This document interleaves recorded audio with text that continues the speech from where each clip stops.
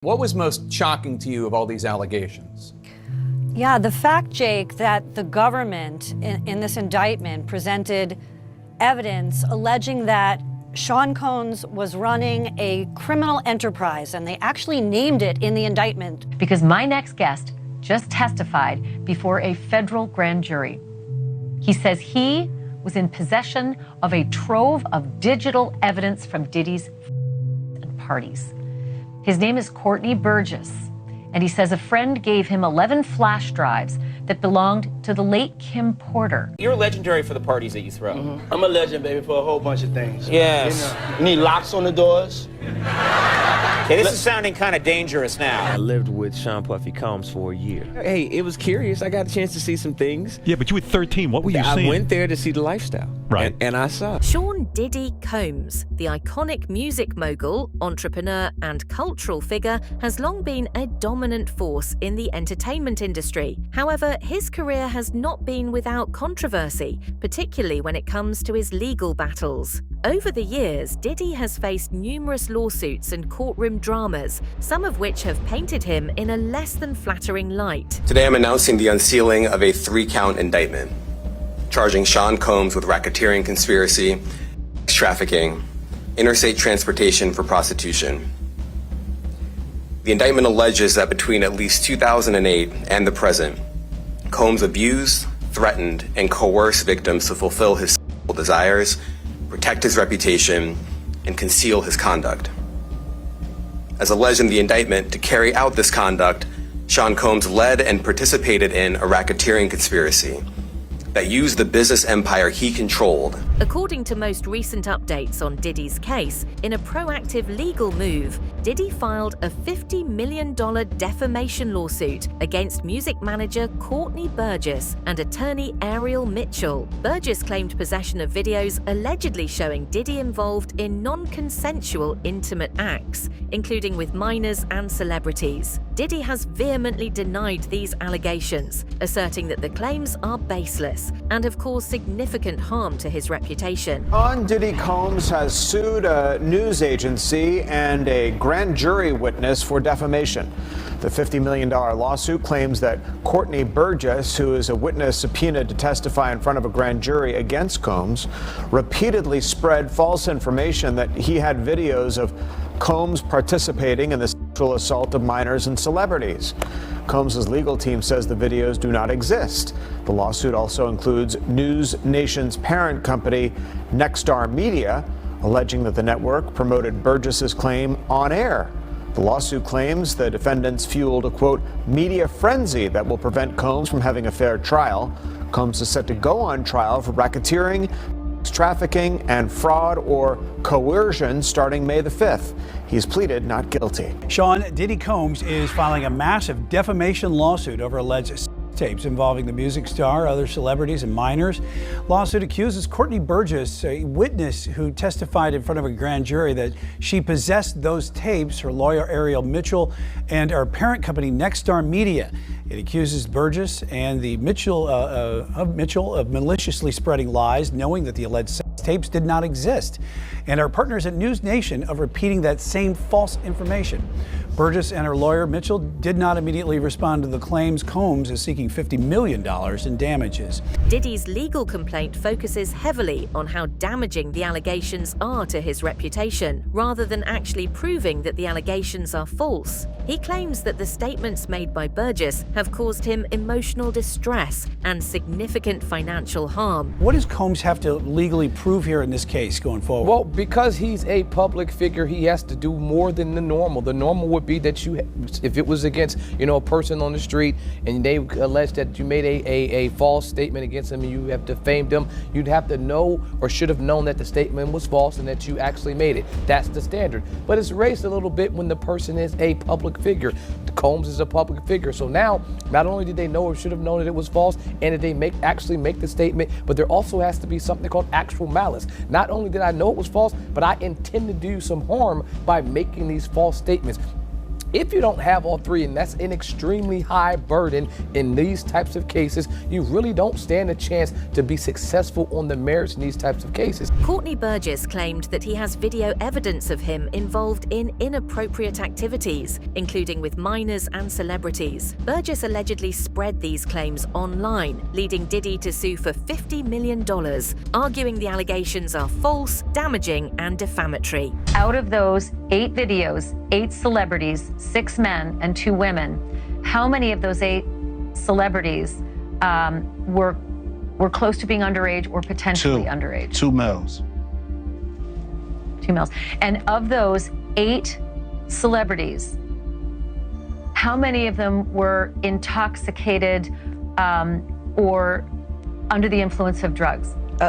This is going to be all speculation. I just want to preface it by he wouldn't know if they were. Right. Sure. Appear to Let be, me rephrase right, it. Based on, yes. Now, if you remember, similar tapes were reportedly discovered when authorities raided Diddy's Los Angeles mansion, potentially supporting claims made by his accusers. Former NYPD detective Derek Parker, also known as the hip-hop cop, has recently shared some startling revelations about Combs. So you know Diddy, right? Yes. In what way? Back in the 90s, I was assigned to the NYPD.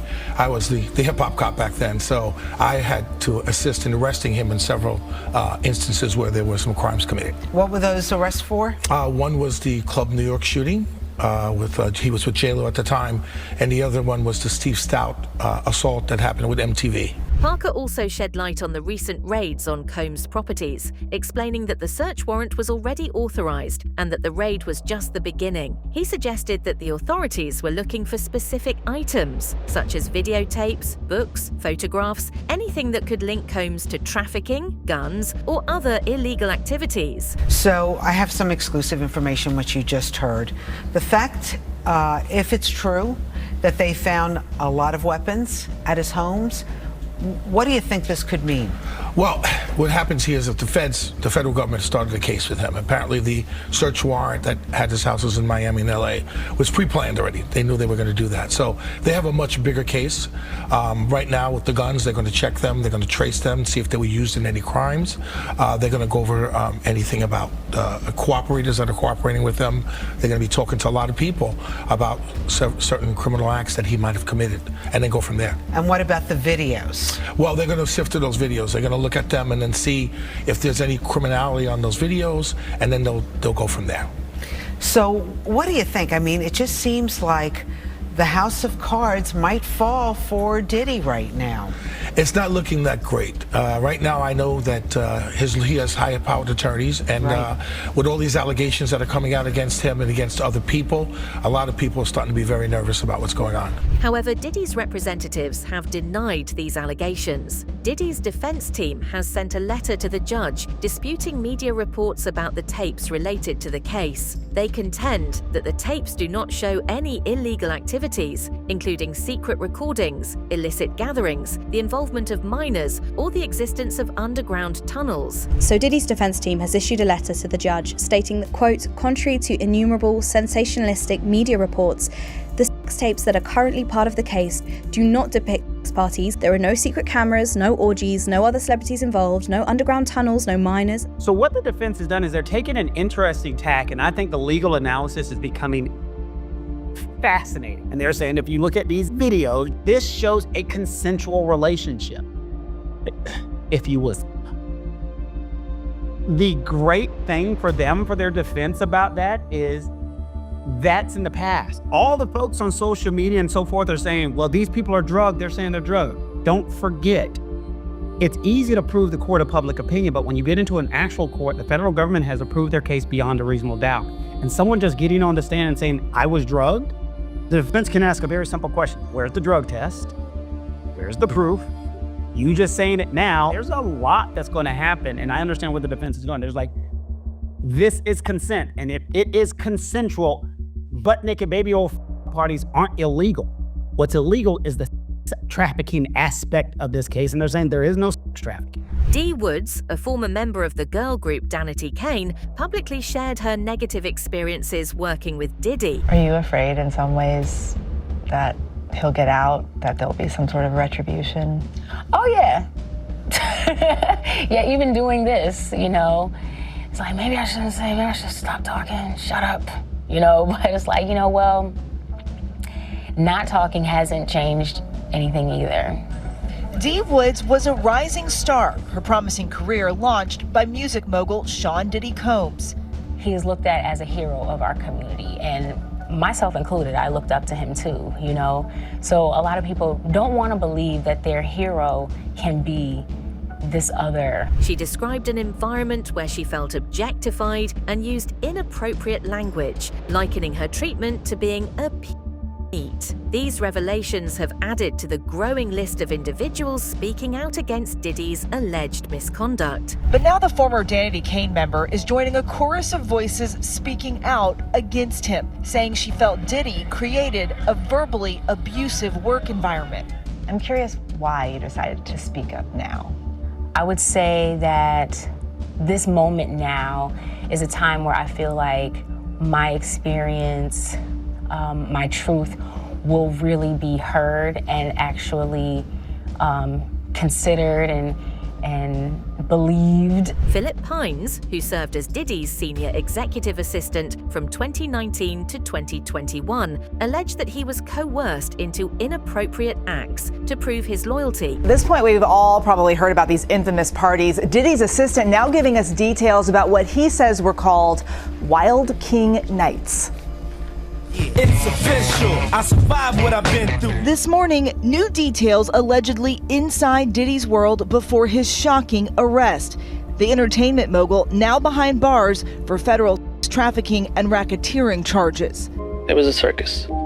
He did whatever he wanted, and we were just at his disposal. Phil Pines was Diddy's senior executive assistant from 2019 to 2021. I remember hearing the words, "Prove your loyalty to me, King."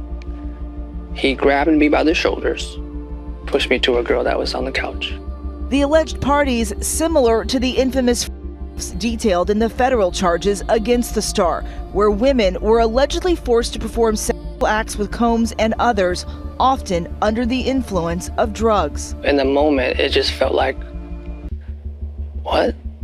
Like, is this fun for him? Is this a test? He recounted an incident where Diddy handed him a protection and directed him towards a woman at a party. Pines also claimed he was tasked with procuring illicit substances and other items for events known as Wild King Nights. He says his then boss asked him to purchase supplies for parties dubbed Wild King Nights. We usually had a laundry list of items that included lights, alcohol, marijuana, ketamine, Molly.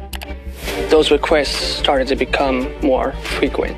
Pines claims many of these parties involved younger women. A lot of times you'd have him with a younger female, and there's a power dynamic there. A more impressionable girl is easier to reel in. Consent is between the people that are engaging, and I wasn't there in these situations to understand the consent. The docuseries The Fall of Diddy, released on January 27th, 2025, delves into various allegations against Diddy, including accounts from former staffers and associates. His series portrays a pattern of alleged coercion and misconduct, further intensifying public scrutiny. Diddy's legal team has criticized the series, claiming it presents a one-sided narrative. A new investigation, Discovery docuseries is uncovering some new allegations about Sean Diddy Combs. The Fall of Diddy, as it's called, features stories from some of those who worked closely with the music mogul, and that includes Danity Kane singer Dee Woods, who was featured on the hit show Making the Band 3. What would you say to Diddy if you had the chance to talk to him? I honestly do not know, but I don't think you really have to say anything. As long as I'm holding my head up high and my shoulders back. I feel like I really want to hear this whole thing. After the shoot, Mr. Combs wanted to see the covers before they were published. It was policy for us not to show covers to anyone before they were published. He called me at my office. I told him again, we don't show the covers, we don't share the story. I told him that I wouldn't be making an exception. And he said that he would see me dead in a trunk if I did not show it to him. In September 2024, a woman identified as Jane Doe filed a lawsuit alleging that Diddy intoxicated and misconducted her on multiple occasions in 2002 when she was still a minor. What made you want to come forward and talk today? Because I think that I've been quiet long enough about what I've been through, and it's been hard enough to be quiet, but it's a chapter of my life that I'd like to close. The accuser, whose identity remains confidential, filed a civil lawsuit alleging that Jay-Z and Diddy misconducted her at an after-party following the MTV Video Music Awards. She claimed to have traveled from her home in Rochester to New York City, attended the awards show by watching a jumbotron outside the venue, and later accompanied a limousine driver to a party at a large white residence with a U-shaped driveway where the alleged misconduct occurred. An NBC News review of her account found inconsistencies with her allegations. She says that she went to the MTV Video Music Awards in 2000 to catch a glimpse of her favorite celebrities. You weren't scared to be all alone?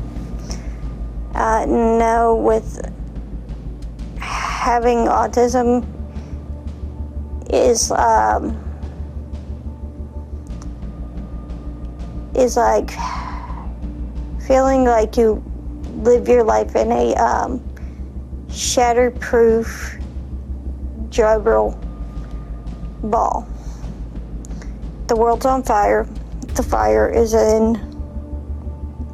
inside the ball with you, but there's no way for you to get out. In October 2024, a federal judge ruled that the woman accusing Diddy of misconduct could not proceed with her lawsuit under a pseudonym. During the NBC interview, she says that she spoke with musician Benji Madden and his brother Joel at the after party. Benji is married to actress Cameron Diaz. I'm talking to Benji Madden about his tattoo that's the Last Supper, because I have a religious background, so it was just something to talk about. But in a statement, the Madden brothers say they did not attend the 2000 VMAs. Inside Edition found this document establishing that on September 7th, 2000, the night of the VMAs, the Maddens were giving a concert at the Vic Theater in Chicago. The judge emphasized Diddy's right to defend himself and the public's right to open judicial proceedings. The plaintiff was given a deadline to refile the lawsuit under her real name. The woman also claims after the alleged assault, she ran to a gas station and called her father, who drove 5 hours from Rochester, New York, to pick her up and return home. But NBC says when they contacted her father, he says he can't recall the incident. I feel like I would remember that, and I don't. I have a lot going on, but I mean, that's something that would definitely stick in my mind. The woman filing the lawsuit against Jay-Z says it is possible that her father doesn't remember. One of the things that stood out to me, Phil, was her father. Her father was also contacted by the news media because in her interview, she says her dad picked her up from Sean Diddy Combs' home after the she said that occurred after she said Jay-Z and Sean Combs raped her. Her dad said he had no recollection of this incident. And clearly a dad, as he said, would remember something this serious, this egregious. So I think there are some serious questions that need to be answered. And the way you get those questions answered when you are a defendant in a lawsuit is by filing the kind of motion that I anticipate we'll see filed by Jay-Z's law firm, because there are questions about the credibility of this accuser. Diddy is no rookie when it comes to legal battles. Long before the recent wave of civil lawsuits, Diddy had been dodging allegations, fighting lawsuits, and making courtroom appearances since the early 90s. Your parties are the hottest ticket around. They won't even give me a permit for the parties, man. They don't want me to throw the parties no more. But we ain't gonna stop. We're gonna keep on having fun, bringing people together from all walks of life. You're gonna hear about my parties. They're gonna be shutting them down. They're gonna probably be arresting me, doing all types of crazy things just because we wanna have a good time. You know, whenever you bring up a different element into people's environment, things that broaden people's horizon, people get intimidated. There's a lot of people out there that feel intimidated by it. It ain't nothing but breaking down racial barriers, breaking down generation barriers. People from all walks of life. Ron Perlman talking to Jay-Z, Jay-Z talking to, you know what I'm saying? It just goes on and on. You know, it's just like people from all walks of life connecting and getting together. Yeah. Your parties are the hottest ticket in town. People dying to get into your party. How does that make you feel?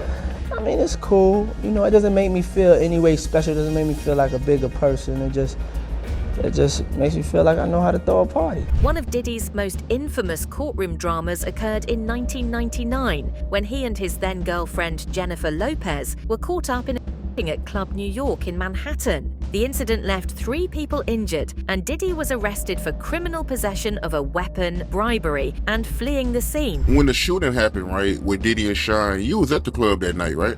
Yo, the Nick said Fat Joe is the Forrest Gump of hip hop. I'm the Fat Joe. I'm the Forrest Gump of this shit too. Like Fat Joe, I'm sure he got a lot of stories, but yo, yes, I was there the fucking night, Club New York, 2 days after Christmas, 45th Street, Manhattan, Times Square.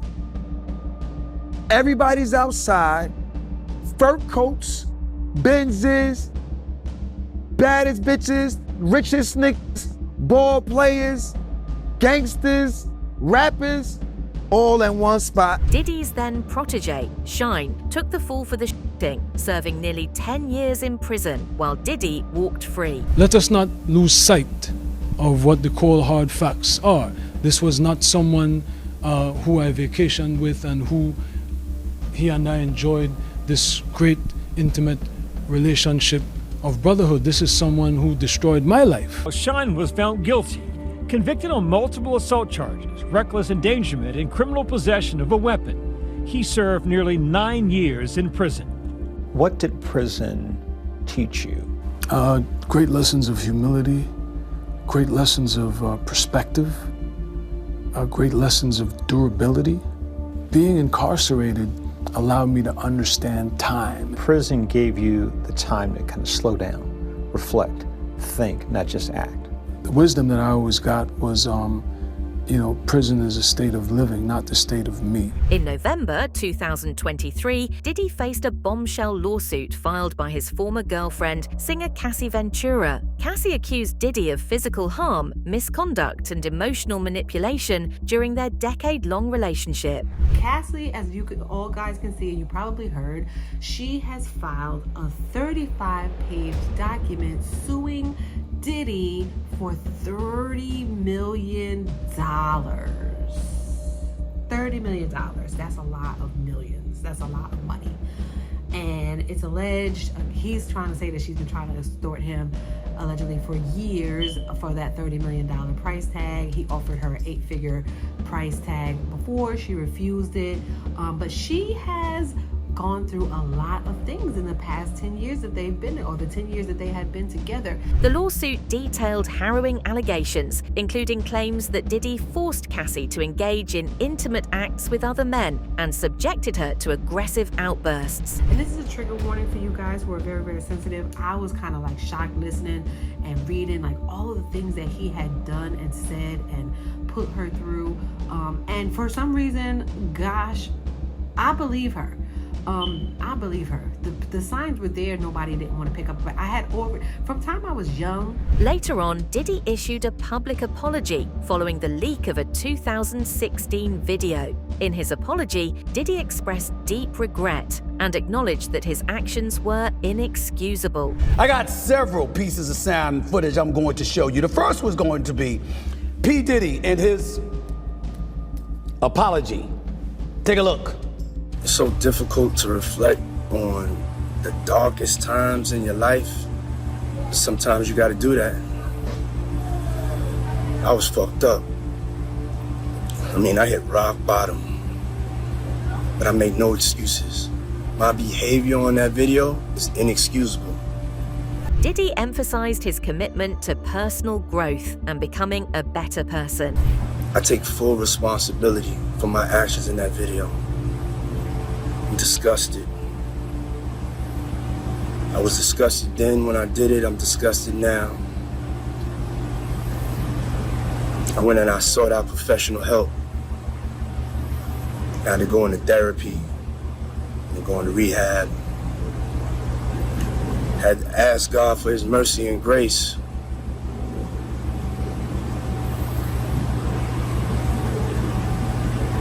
I'm so sorry. But I'm committed to be a better man each and every day.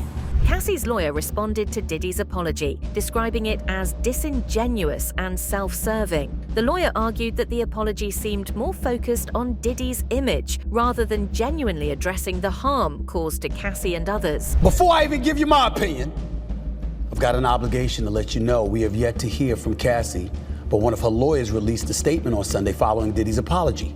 Here's what she had to say. Combs' most recent statement is more about himself than the many people he has hurt. When Cassie and multiple other women came forward, he denied everything and suggested that his victims were looking for a payday.